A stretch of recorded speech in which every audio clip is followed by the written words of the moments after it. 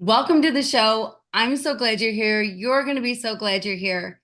Ken Rohlf is with me today, and he is a man who chose the exact right state to go to law school because it's where I live. He went to University of Michigan Law School, practiced law for a lot of years, has quite a story to tell, and has written this incredible children's book that you're going to want to pick up because it's truly so good, and we're going to talk about it. So let's get started. Ken, welcome to the show. Thanks, Kim. Thanks for having me. Yeah, you bet. I'm so glad that you're here. It took us a minute to connect. So finally, here it is. Here we are. Here we are. Our destiny that this is the time we're together. Exactly. So yeah. So tell us a little bit just about your background. A little bit about who I am. I actually grew up in Minnesota and went to University of Minnesota Law School. So I'm a little bit further from you, but it's the same kind of M. So we're close. But so I'm from Minnesota. I grew up here, and I was married in 1990. Like I said, went to law school. I've been practicing law for 30 years.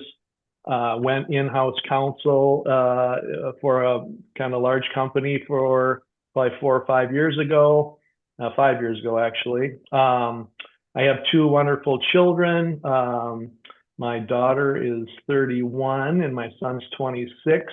And we just had our first grandchild, a little boy, back in April. So he just turned 6 months old last week. So, enjoy writing. I've written some other stuff as well, but this is really my first children's book that came out. So I do that, and I'm sure we'll get into it more. And I've gotten involved with like a grief center as well. So we can talk more about that as we go forward. But that's a little bit about my background. So that's me. Okay, so I swear I read somewhere University of Michigan, and I was so happy for you, but I guess Minnesota's okay. It's okay. It's okay. It's all right. But yeah, so right. So life is floating along. And I know that feeling of life floating along, and you're thinking all is well and things are good. So then what happened though is Sherry, how old were your kids? It was 2018, is that right? 2018, yes. They were 26 and 21. I had, as I mentioned, I had been a lawyer in a traditional law firm. I had left the law firm in August, and in September, I started as in-house counsel for a client of mine. That was September of 2018. In October of 2018, my wife, Sherry, was diagnosed with pancreatic cancer. And so I'm just looking, today is Halloween, so 31st of October. She was diagnosed on October 18th. I remember it vividly. And she passed away on Christmas Day. And so for, having just, like I say, started this new work job and whatnot, they were great. They gave me, I kind of just left to be a caregiver for Sherry, but it was a short period of time that we had. It was 11 weeks, I think, from the date of diagnosis to the day she passed. So yeah, I'm so sorry. That is so fast. Well, yeah. did you have symptoms leading up to it? Like, did you have any idea, or this just kind of came out of the blue? Totally out of the blue. Totally out of blue. She had enough, put it this way, she had enough symptoms just in order to make her go in and have kind of get what's going on here. And then that's when everything kind of unraveled. So just kind of bloating and just kind of stomach issues a little bit, but nothing painful or anything, Yeah. So, Well, that's good. Nothing painful. Yeah. My yes. husband, it was stomach pain that drove him to, finally go in or finally get a diagnosis. He'd gone to the doctor a couple times and they were saying, Yeah. take some Rolaids, whatever. And Right. finally had tests done. Right. Yeah. And then what was his process, if you will? How long did you care for him? 6 weeks. 6 weeks. Yeah. Yeah. Wow. We do have a similar story because I've never heard 6 weeks. That's amazing. I amazingly short, and I'm sorry for your loss as well. Yeah. Thanks. Because 11 weeks is awfully short too. And when you can tell me about Sherry, when Steve was diagnosed, he was 51, 6'3", 175 pounds, in great shape. Like his job was very physical. He was a superintendent of a golf course. And Mm, so he was active, he was doing stuff, he was in great shape. And so they said, well, he's in such great shape. He'll outlive the odds and at least a year is what they told yeah, us. Yeah. yeah, yeah. And Sherry was the same. She ate healthy. She was healthy. 5'2" in good shape. And she also was a lawyer, so her day job wasn't physical like Steve's, but um, she exercised regularly, walked regularly, good shape, like we mentioned. And although we never got like a prediction on, geez, this, because of your good shape, you should be fine, or you should,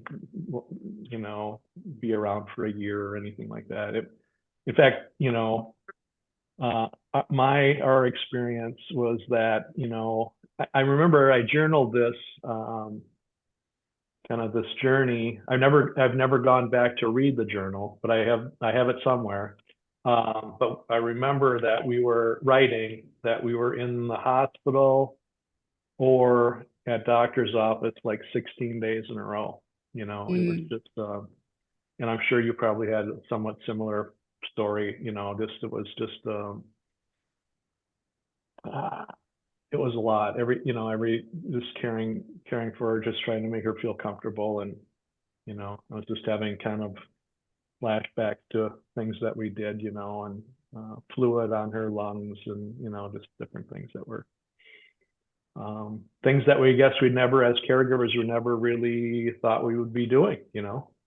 Right, right. Or Yeah. as young spouses, in your 50s. I was 47 when Steve died, and Yes. never in my wildest dreams did I think at 47 I was going to be alone. You're Yes. you're this married person, and all of a sudden you're this single person. It changes everything.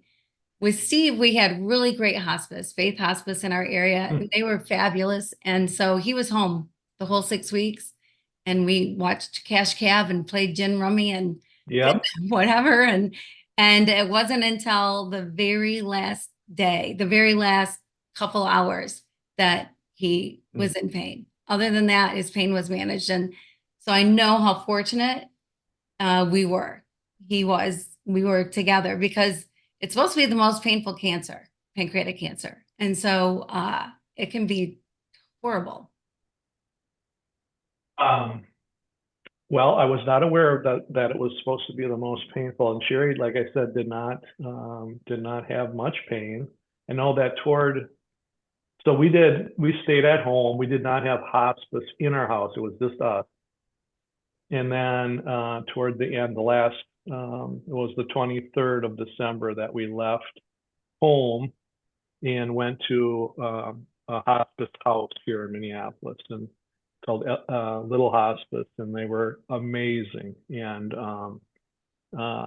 she was only there for two days, but 2.5 days. So our stay was short, but their care was amazing. And they're angels on earth, in my opinion. In fact, I went there a couple weeks ago and dropped off a couple copies of my book, and they were very thrilled to have it, and we're going to put it in the library that they have there and so forth. And it was just it was a nice experience to go back there as well, and you know Well, it's do amazing that. how things bring back memories, though. Yes, Like walking through that door, yes, you had to feel a little funny. it did feel funny and heavy, but it's okay. They were so caring, and the person who started the hospice house many years ago is still there, and he's the brilliant guy. He's got this brilliant memory, and a lot of people come and go, and he still remembers, and he remembers, it was Christmas that Jerry passed away, and so he had called me right away. He wasn't in when I dropped the books off, but he called me right away to thank me for the books, and he remembered everything in our story. It was good, Yeah. heartwarming. Right. Right. That's sweet. So yeah. So but it's hard, right? And then of all days of the year, Christmas Day, I can't even imagine what that does for every Christmas here on out, and how are you dealing with that? And what was it like on Christmas Day of all days?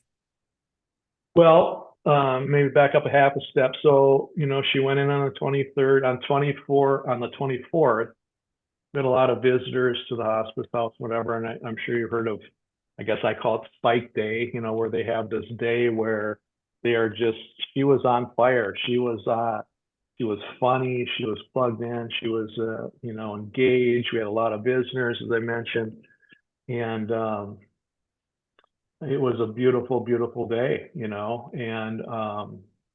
then by the next morning, by 9 o'clock, she had gone non-responsive on Christmas Day, and later, a lot of memories come back when you mention things, right? Later that day,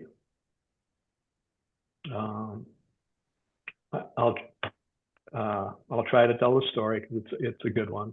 Um, I'm not going to apologize if I cry because that's okay. Right. It is. Um, so the night before on Christmas Eve,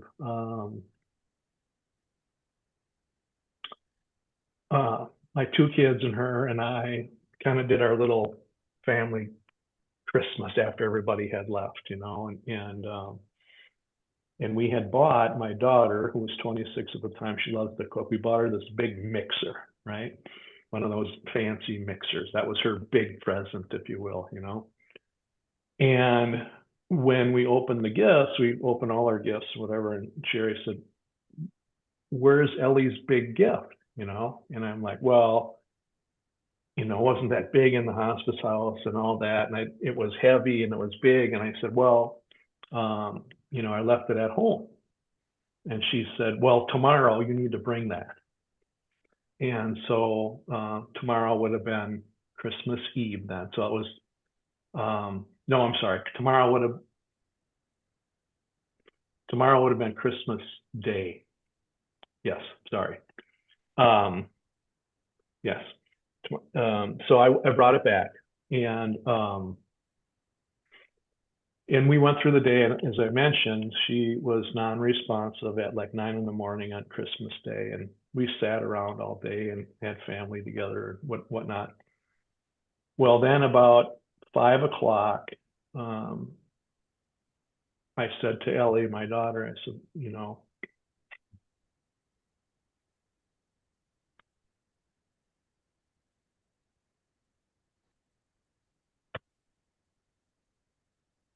you have one more present that you need to open. And I brought it in from the car, and she opened it, and it was this mixer.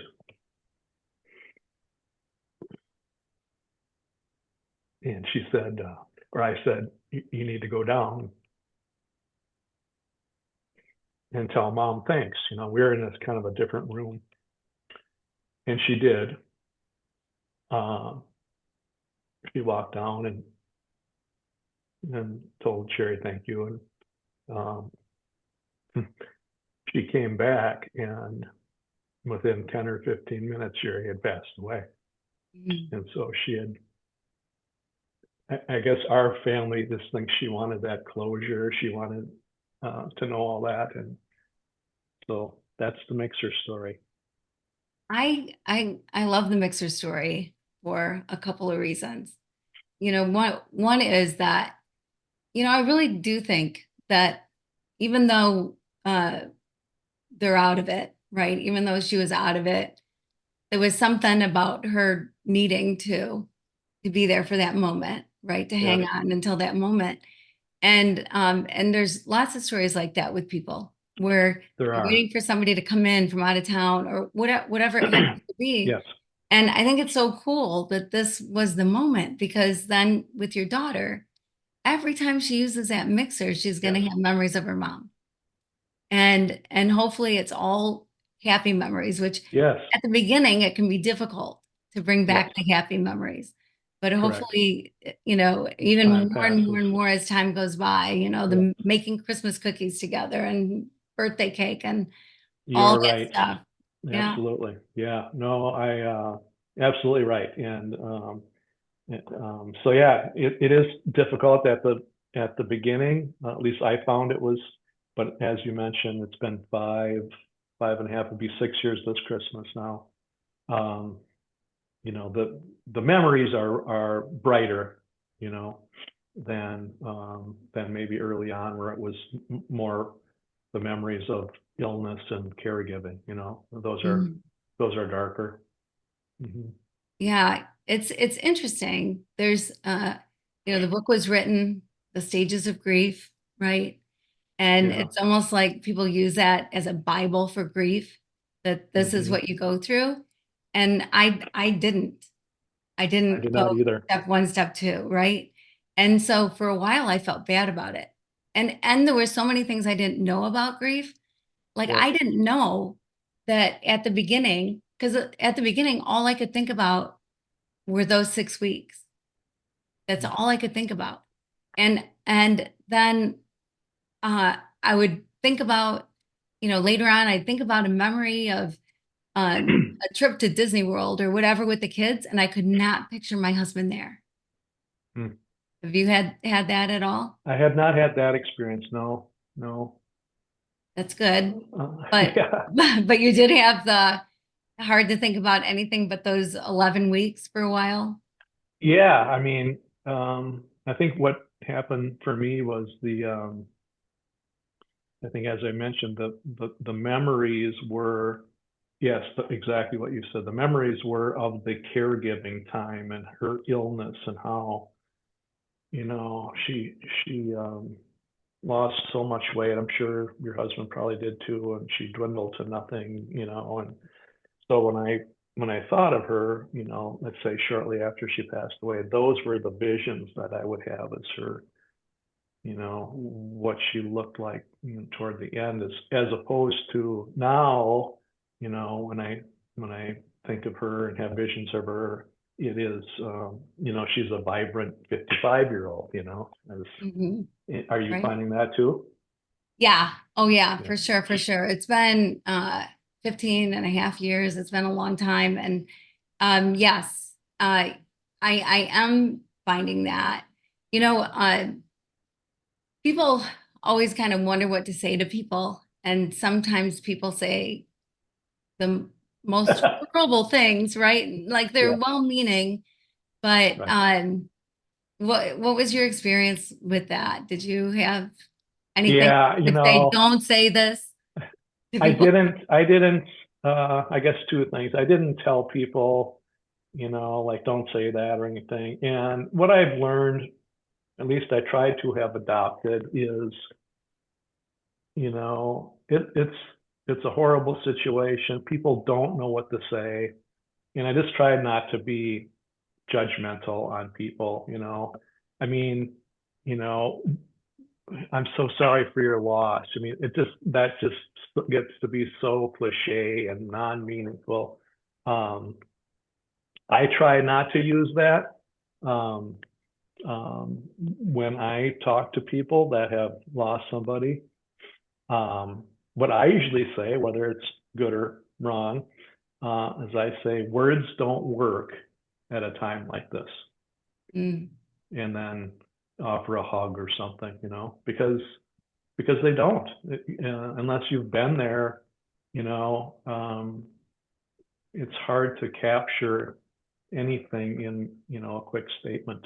I'm sorry for your loss. Well, it's hard for you to really understand my loss. And I appreciate you being sorry, but you have no idea, right?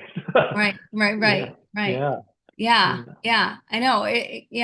As I've talked to people over the years, uh, there are a couple things that are way better to say than others, and it's an awkward time for everybody. yes, So yeah, give grace, man. Show mercy because people are well-meaning, but don't yes, know what to say, and sometimes do say the wrong things. And as I've talked to people, like I have this friend who his wife passed away, and kind of pretty suddenly, like in a couple days, all of a sudden he had this disease, and boom, a couple days later she was gone. And somebody asked him at the funeral if he really felt like they tried everything medically. Mm. It's like, well, that might not be the time. No, for sure, I think yeah. you keep that one to yourself because it's too late to try anything. And But people they don't know what to do, so Mhm. sometimes things just come out too, I think, that they feel that it's not okay to be silent, so they need to have conversation, and that just comes out. And oftentimes it comes out sideways, so I don't know what your experience is. I just, because people don't know what to do, because we were young, and when this happened, younger, um, um, I just try to, um, cut people slack, like I don't, this person should have come over to see her at the house, during her illness, and they didn't, let's say, right? I Mhm. don't hold a grudge on that. It's so, everybody needs to handle this so differently. And I understand that that might be too hard for someone to have done, and and so I'm not going to judge them and hold a grudge against that, behavior, I guess. I don't know what your thoughts are on that. Yeah, no, I totally agree. And there are some people that just can't come over. And Yeah, for and that's sure. okay. I mean, you got to let people Okay. be who they are and deal with things the way they deal with them, and hope that they aren't living with guilt either. They're not living with some Right. sort of regret, like why didn't I go and visit? Right. Because if you didn't, you didn't, and it's okay. I mean, because everybody does. They have to just kind of deal with it the way they deal with it, and you're just trying to keep your head above water at Right. that point, Exactly. right? Exactly. And I would also say that, for us, um, the survivors, that the way we handled it, after they passed, I would also ask them for, others not to judge me, because, you know I didn't follow the handbook of, grief, or I didn't follow the 1 year rule to not do this or not do that, and I just say, you need to do what you think, take all the information in, but do what you believe is the right thing to do for you at that time. Might Mm, be right, might not be so right, but if it's right, then that's great. If it's not, then you need to, allow yourself forgiveness, and move on.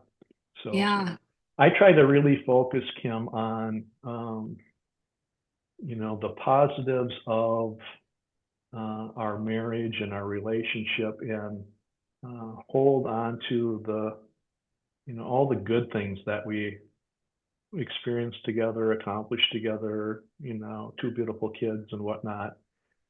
Um, and so that was just me. Maybe that's how I'm kind of cut out and all that. So I didn't go into too many dark places. I just, whenever I was going down that path, I would just try to take a time out and focus on all the positive things that I experienced in a great marriage and with Sherry. So how yeah. about you?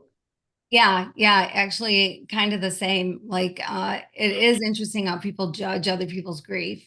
And really you should never judge anybody's grief. Like people grieve how they grieve and let it be. Give Yes. people grace as they give you grace. Show people mercy as they show you mercy. And yes, because I had a lot of judgment about how I grieved. Uh I actually was writing. You talked about journaling. I wrote a book I'll send to you. I started Okay.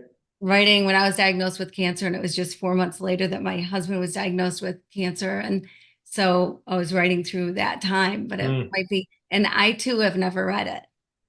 It's interesting. interesting, Yeah. right? Yeah, but it became a book, and then a publisher published, whatever. But anyway, Wow. yeah, but yes, yeah, try not to judge other people's grief. Let people grieve how they grieve, and realize that we have to have that freedom, and we're going to take the freedom whether you give it to us or not. But if you want to stay our friend, Right. then be kind. Did people judge you directly or to your face, or kind of on the side where they were, whispering to their friends about what they thought you should or shouldn't be doing?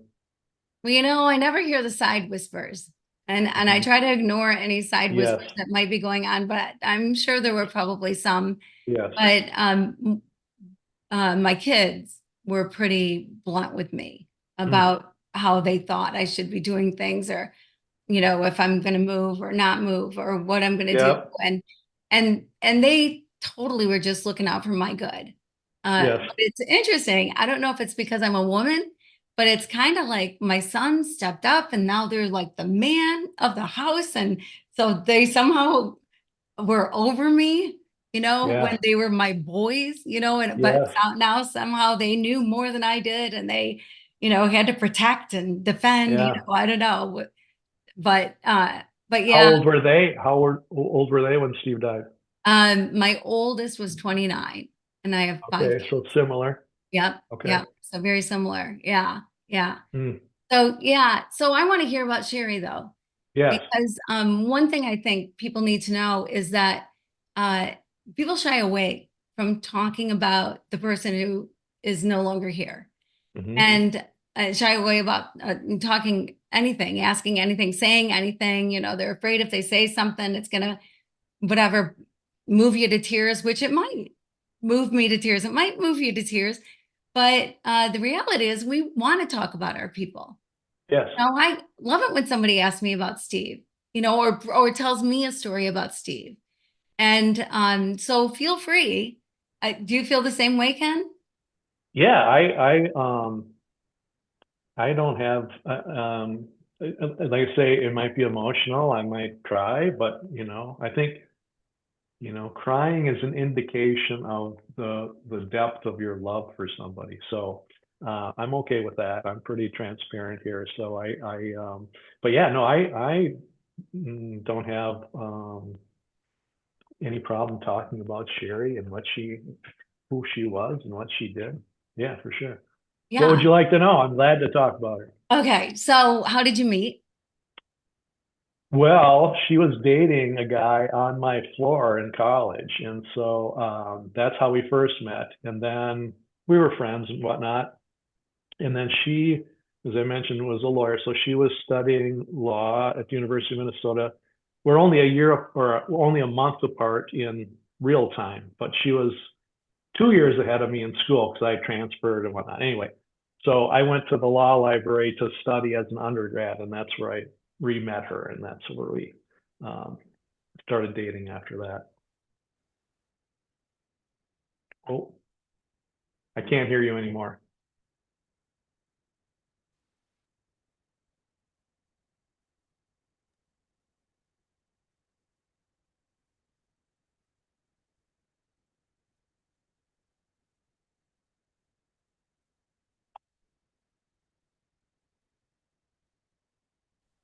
Hello, hello, There you hello. go. Yep, I Yeah. got you. I had to switch microphones. I don't know. My No worries. microphone stopped on me for some reason. I'm sure you can cut that little section out I anyway. will. Yeah, I'll cut All that little right. section out. I remember where it is in the, trying to remember where it is. So, So anyway, yeah, we met in law school. Or yeah, I was a freshman in law school. She was a third year. Yep. yes, yeah. And did you know right away, like after the first date, you're like, this is the one? Um, well, yeah, I mean, I don't know if it was exactly that clear, but yeah, I mean, it was, she had the same aspirations as I did, she was a go-getter, yeah, I was, probably not long, after that, for sure. Yeah, that's good. That's good. And then the kids came. So what's a favorite memory, or what's a favorite thing about Sherry that you just adored? Well, so um, when I launched the book, we ended up having a celebration of life for Sherry, right? And so that was the summer. So it was 5 years after she passed away. Excuse me. And the story that I told at that event is that Sherry always asked a lot of questions when you were with her, and she had this amazing memory. You might say, let's just say we're walking around the neighborhood, with your dog or whatever, and she'd run into you, and we weren't really that close of friends. But hey, Kim, how's it going? And you say, well, Steve's going to, Ohio State and whatever, blah, blah, blah. And for sure, the next time that she saw you, she would say, how's your son that's going to Ohio State? How is she doing? Or he doing? She had this amazing memory and always cared about what was happening in your life. So she made, she was loved by a lot of people. We had 150 people show up 5 years after she passed away for this celebration of life. And I think that's primarily the reason why is she was brilliant at connecting with people and really making them feel comfortable. Yeah, that's special, because there's not a lot of people like that are going to remember. I mean, so often you're in this hurried conversation, you're Right. walking your dog, whatever you're doing, and you're sort of in this hurried conversation where you might not be all in to begin with, not really be listening. Yeah, for sure that. And then, think of the next time you do have that experience, think of the many people talk about that themselves, that's the whole focus is like, well, did I tell you about, my son did this or my daughter did that? And, and it's like, oh, and she did none of that, she was very humble and always cared about what was bringing out information about your people and then remembering that. That was the other key to her is, because like you say, you kind of, disengage or start not listening or whatever, but she was so engaged and was able to do that perfectly. So that's Wow. my greatest compliment for Sherry, is her ability to do that. Yeah, that's cool. That is a big compliment. That's pretty wonderful. Yeah. Yeah. What was your favorite vacation ever? Well, we did do some good vacations. I think in our two come to mind. In our 10-year anniversary, we went to Italy, and so that was a beautiful vacation. We covered Venice and Cinque Terre and Lake Como, so that was terrific. And then on our 20-year anniversary, we just went out to like wine country in California, Sonoma, Napa Valley, and that was just another very memorable vacation. Just hanging out and going to visit wineries and whatnot. But it was those two stick in my mind. We did a walk. Have you been to Cinque Terre in Italy? No. Okay, so it's like 5 cities that are kind of connected by walking and maybe rail, we walked from the town that we were in to the next town, and it was like the most beautiful day. And once we got to the second town, we had the most beautiful dinner. It was just a very memorable day. I have a great picture of Sherry sitting overlooking on this cliff kind of a thing, overlooking the town we were walking to. And I can just picture vividly that picture in my mind. Yeah. What a beautiful memory. It's a great memory. Yeah. Yeah. And I think too, it's kind of a lesson to like, don't wait. Like so many people wait, after the kids are gone, we'll travel. After the kids are gone, we'll, or when we retire, we'll, and nobody's guaranteed that. No. And so, I always kind of think of too, like, people would say, why you, or some people say, why me, in a situation like that. And I always just kind of thought, well, why not me? Like, why would I be immune? And because nobody is. I mean, you just kind of don't know. And I'm not trying to be, doomsday or anything. Right. It's reality. I mean, Right. it's better to not have regrets, right? Yes. Not left things unsaid, not left things undone. You can have a bucket list, but start packing away, right? Like, Yes, you do the exactly. things. Yeah. Right. Right. And also when you're younger, I mean, actually, my significant other, I have a significant other now, and we just got back from London and Paris, early part of October, and we were just saying that, there's a lot of, if you're doing trips like that, there's a lot of walking, there's a lot of stuff going on. So get out and get busy while you're young and you feel good, and because if you wait till you're old and retired, some of these trips are not welcoming of that. That's so true. Yeah. So do it while you got your knees and your hips, right? Exactly. Yeah. Yeah, you said it better than I did for sure. Yeah. So, yeah, congratulations on having a significant other. I personally Yes. have found dating to be not something I'm good at. I'll admit I'm really bad at it. So I've just kind of I've decided actually that there are three great men my age in the world, three single great men my age in the world. One is in France, one's in Australia, one's in Antarctica. Chances of me meeting any of them are slim to none. So not going to happen. But I'm always so happy for people who have found love again. And how is it? And how long have you been together? It's great. Number one, it's really good, amazing. And we'll be going on 3 years in February. Okay, so that's amazing. And I was asking because it was just last summer that you had the celebration of life for Sherry. Yes. And the book come out, and all that's happened. And um it's wonderful that you found somebody that gives you the freedom to talk about Sherry, to celebrate Sherry, and doesn't feel intimidated in some way or anything like that. So she must be a pretty wonderful lady. She's terrific and amazing in that regard. And I think, anybody who would date you or anybody who would date me, it is part of who we are. And so you can't like suppress that part of, I mean, that's like 35 years of my life. That's over half of my life. That's, I can't suppress that. And so it does become part of who you are.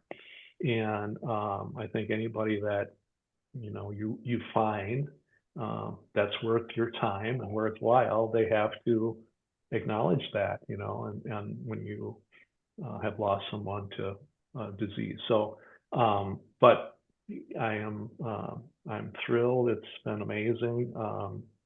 I'll just sum it up in this way. We've been together almost 3 years. 3 years. We've yet to have an argument. So, and that's no fibbing. That's kind of the truth. So it's good. That is good. Yeah. So Yeah. now we come at our relationship at a different time. So I'm mostly retired now, so I have like a lot less stress in my life. We're not chasing kids around, all that sort of stuff. So we're at a different point in our life that maybe some of the stress has decreased. That causes some of the uh, dissension or bickering or whatever you might call it.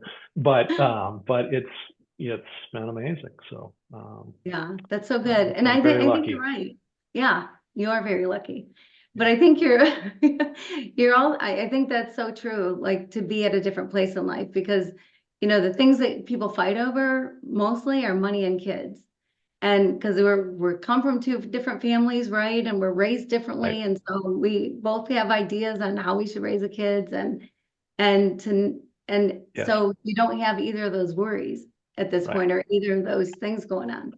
The other thing I would add is, oh shoot, it was good when I lost here. It'll come to me.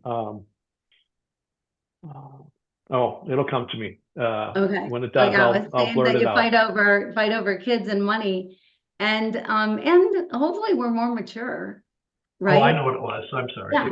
So Go it ahead. was, and by the way, we have gone through this horrific experience that puts the rest of your life in perspective, right? I mean, Mhm. all of what you said, go, vacation now while you can, and let's do this, and don't leave, unsaid things behind. And, be honest, so there's not much that really, really rattles me at this point.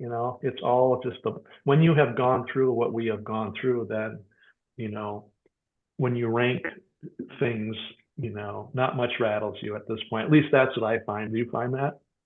Yes. Yeah, absolutely. Yeah. Yeah. It's kind of sad that you have to go through something to put Yes. life in perspective. So Right. hopefully people are smarter than you and I are, and they put Right. life in perspective earlier, without having to go through something. But yeah, I mean, it changes you for sure. It changes your life. And yeah, not much rattles me for sure. And so Yeah. that's good. And Yeah. yeah, yeah. And kind of looking back, like, the things that you fight over when you're first married or earlier in the marriage, like, why are your toenail clippings all over the Right. living room floor? Exactly. Or Right. you came in Right. with muddy boots again. Right. Those are such silly things looking Totally. back. Like, why did we have that fight? But yeah, stuff that But I we know. all did, right? We all did. Yeah, So yeah, right, for sure. right. Yeah. Yeah, yeah. So So it's to kind of to have, found somebody that at this, we just don't, that's not part of our thing. So it's awesome. It's really that good. is so awesome. Yeah. And she was with you when you wrote this book. So Yes. tell us about the book because Yeah. yeah. Well, so maybe this is a little quick background on the book. My daughter and her husband came over last September. My birthday's in September. So on my birthday, and announced or gave me my birthday present of their announcement of being pregnant, and going to have our, first grandchild. And obviously I was, so thrilled and happy for them and for our family and all that. And you might have had this experience too, but after they left, there was this hole that I just,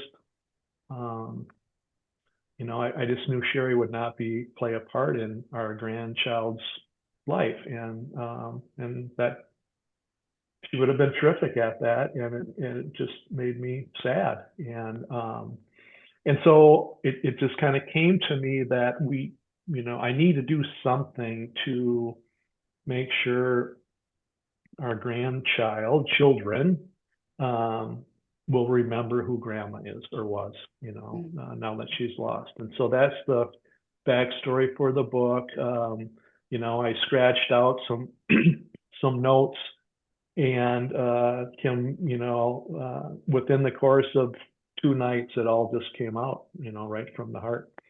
And it's been touched up and sandpapered since then a little bit, but for the most part, the bones of the story came out in 2 nights. And after Lynette went to bed, and I sat and wrote for a little bit, and there it is. So. Wow. And it's not only a great book, it's a great tool. So because kids don't know how to handle things. We don't know how to handle things. So how can we expect a child to know exactly how to handle something, and keeping the memory alive, or remembering, or I try to I had some grandkids when my husband passed, and they called him Papa. They call me Uma, like Uma Thurman. I kind of like Yep. that.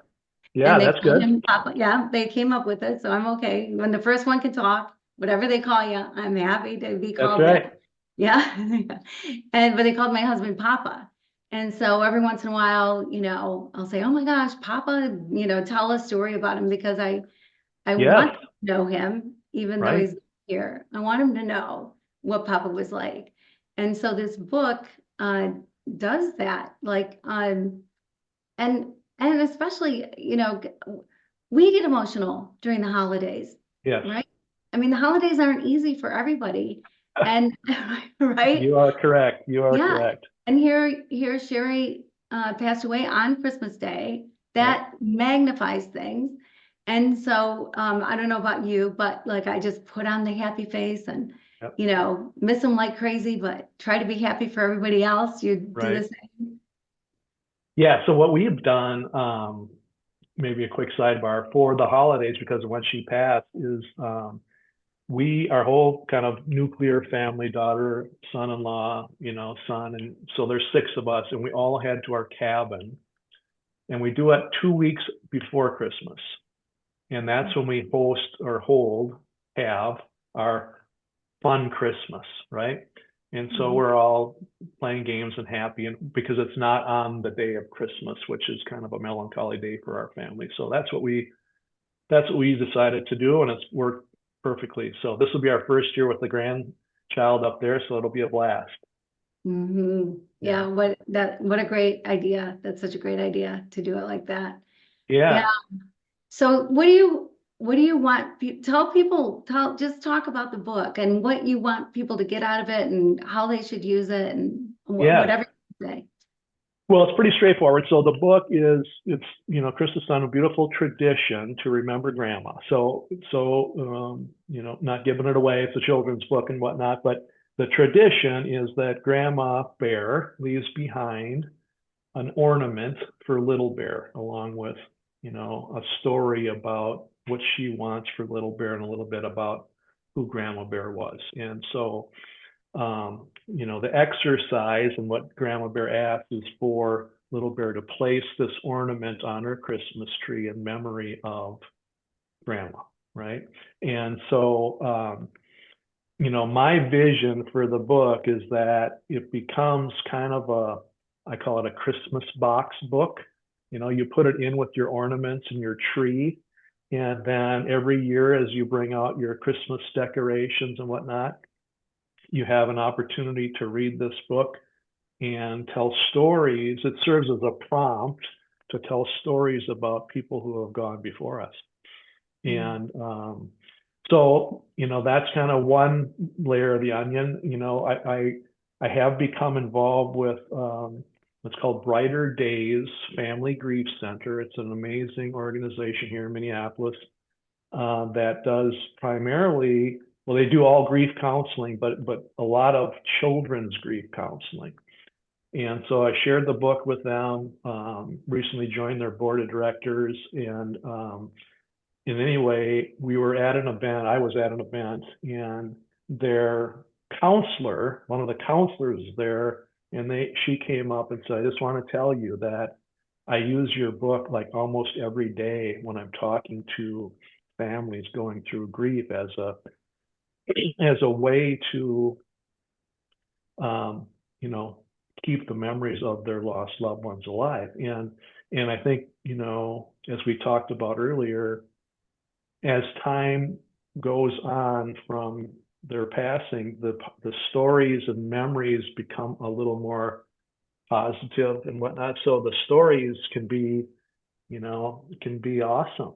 So that's my goal. If I can help one family or one person remember their lost loved one in a fond way, and then it's all been worth it. Yeah, absolutely. And people don't, talk about at a funeral, people don't know what to say. People don't know what to say at the holidays, and so to have this prompt and then to bring out stories is such a beautiful thing. It makes me think, why haven't I been doing that? Like, I've got certain ornaments that Steve bought me, or yes, for sure, whatever, or even pictures of him and his mom on an ornament and whatever. And so every time I'm putting them on, I'm thinking of things, but to share that with my family, I should do that. I think I'm going to start that tradition. I love that. Thank you. I think it's very very healing, I mean, it's going to be, it'll be good. It'll be good. Anytime, anytime we remember our lost loved ones in a fond fashion, I think it's a good thing. I did hear a quote. I'll try to get it right here. I think it's beautiful, and it's ties in with the book. And the quote is, "We all die twice. The first death that we die is the physical death of our body, and the second death that we die is the last time our name is mentioned." And we can't let that happen. Right. Yeah. So wow. I love that quote. Yeah, that's a pretty powerful quote. Yeah. I just so anyway, that's some of what I want to achieve with the book. So yeah. Okay, now I got to hear about the grandbaby. Yeah, doing good. We just got so my daughter lives 5 minutes, to the north. My son lives 5 minutes to the south. We see each other all the time. She's coming over for dinner tonight. He's got his little boo costume on and is coming with her. And so I'm excited to see him. And he's just 6 months, and he's army crawling across the floor right now. So he gets up on his haunches, but he hasn't quite figured out how to go, but he can get from point A to point B pretty quick, just pulling himself across the floor. So that's where we're at with the little guy. But he is a happy baby and smiley, and yeah, it's an amazing experience. It is. I often think it's why I didn't kill my kids, right? Yeah. Then you're gonna have the grandkids. Yeah, I remember when my first one was born, people before my first one was born would say, "Oh, just wait, whatever." And I think, well, I've had kids, so I know what is gonna. Of course, I'm thrilled, whatever. Right. But when that baby was born, Yeah. it was like having a baby of my own times 10. Yeah. Like It's different. it is, right? Yeah. Yeah. Yeah. And some people will say it's different because they go home or, you're not responsible for them. And maybe that's a little bit of it, but something about your offspring having offspring Yeah. just is just so special. There's just something incredible about that. Yeah, it is. Yeah. Yeah. What's his name? Oliver. Oh, Oliver. I love it. So, I love Oliver. so yeah, little Yeah. Oliver. So yeah, and I'm with you on watching your offspring. Watching my daughter be mom, and it's good. Yeah, She's it is. great. It's fun. So yeah, it is. Yeah, there's things I do differently than they do. Oh, totally. Try to keep my mouth shut. Yeah, exactly. Right. You just, and I'm sure the same was true for us, that our in-laws were keeping their mouths shut too, but it's all good. And also, I guess I try to, make that balance of being there whenever I can and whenever I'm needed, but also letting them, lack of a better thing, figure it out. I mean, they just have to become parents too, and I'm not going to meddle in how they should do anything. That's their thing. So, yeah, and they're doing a great job, so it's all good. Yeah, that's good. Yeah, my kids too, doing a great job. But one thing that I found, and I'm curious if you've had this experience, is that because Steve's not here, I don't have anyone to defend me. So my kids will bring up a memory that they have when they were 7 years old, some way that I screwed up, right? Something that I did wrong. And it's this, memory as a 7-year-old, first of all.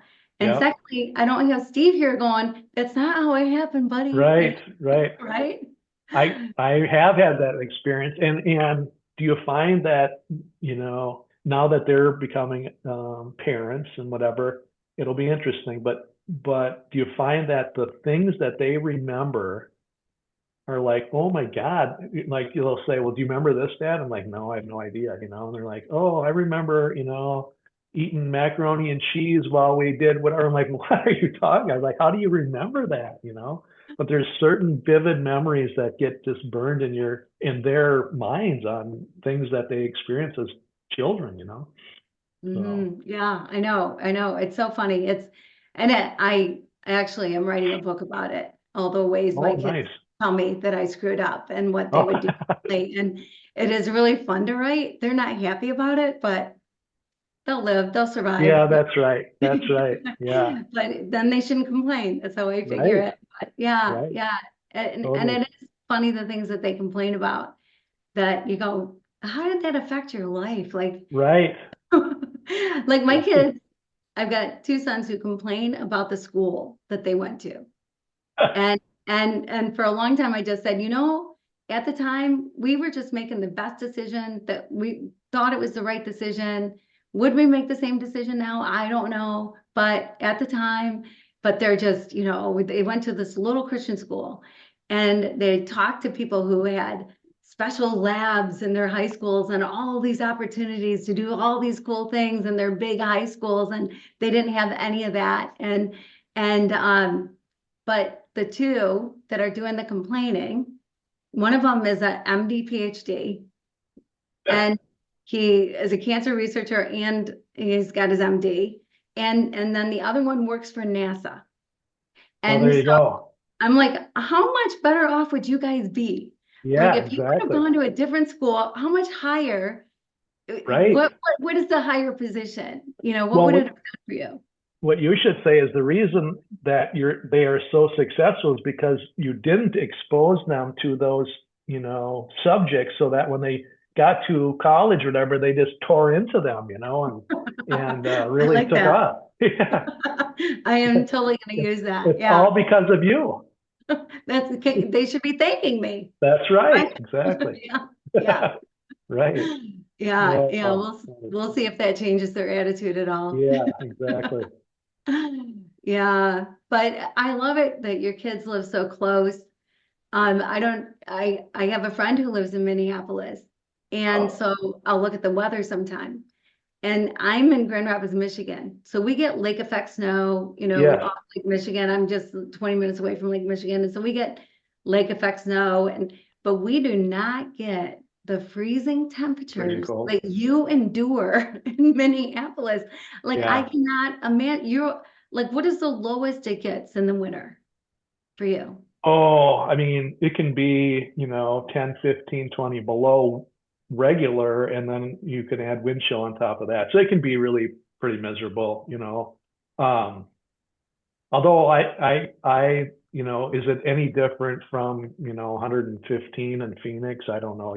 Either way, you can't really enjoy yourself. You hunker down either in air conditioning or the heat, and yeah, and just, you know, wait for another day to come. But it's starting to actually, it's been beautiful. Have you guys had a beautiful fall? It's been Yes, beautiful. it was 79 degrees a couple days ago in Yeah, October. Yeah. I know. So same here. It was 77, I think, on Monday.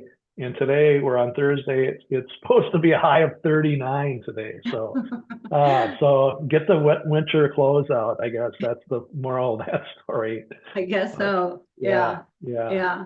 I know. But It's funny how the weather swings but there is something really special about snow on Christmas Day, yeah, around the season, around yes, that time, but then it can all go away in yeah, January. right, right. And I say the same thing you say, like you're either inside because it's too cold outside or you're inside because it's too hot outside. But I do wonder if I'm just pacifying myself with that Right. because I like warm weather, and Yeah. so, I'm not sure. I'm not sure, but, you know, here I we think are. even in the warm environments in the morning, you can still get outside and have a really nice morning and enjoy yourself. Where when it's so cold out, sometimes you can't. Yeah. Oh my So gosh. unfortunately, Yeah. but Yeah. yeah. Yeah. Well, okay. So we're, at the end of our time. And Okay. so is there a piece of advice you'd like to give, something that you'd like to leave everybody with? Well, maybe I'll just reiterate because it's probably the most important thing to me, and it's what I shared earlier, and that is, um, after you, if unfortunately, if you would happen to have lost somebody, you know, take all the information and make the decisions that you can make, best decisions you can make. But don't, you know, don't let others determine how you should be feeling or what you should be doing or should not be doing. Do what's best for you and give yourself grace for the decisions that you make, because it's only you that, you know, has to go forward. So that's what I would share. That's a very, very important message to me.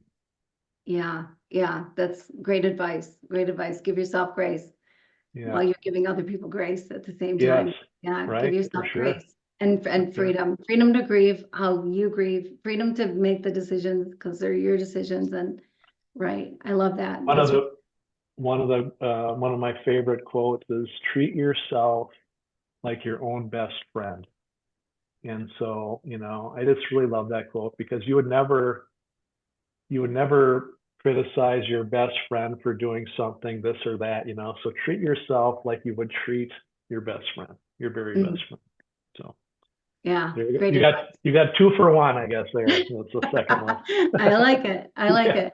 Right. Ken, this has been a joy. This has been such a pleasure talking to you. Thank you so much for the book. You know, thank you for what you've done with the book, and that for years and years and years it will have an impact on people's lives and share the memories. You know, it's so good and it is so healing and so wonderful. So thank you for everything you're doing. Congratulations. Yes, thank you so much. And thank you for having me. And it was just a, you know, pleasure to be here. It was such an easy conversation. You do very well. And so I wish you all the best in your writings and your podcasting and video casting and all your TV and whatnot. So thank you so much for having me. Appreciate it. Yeah. Oh, thanks. That's so sweet to say. So thank you. And thank you for joining us. And until next time, be blessed.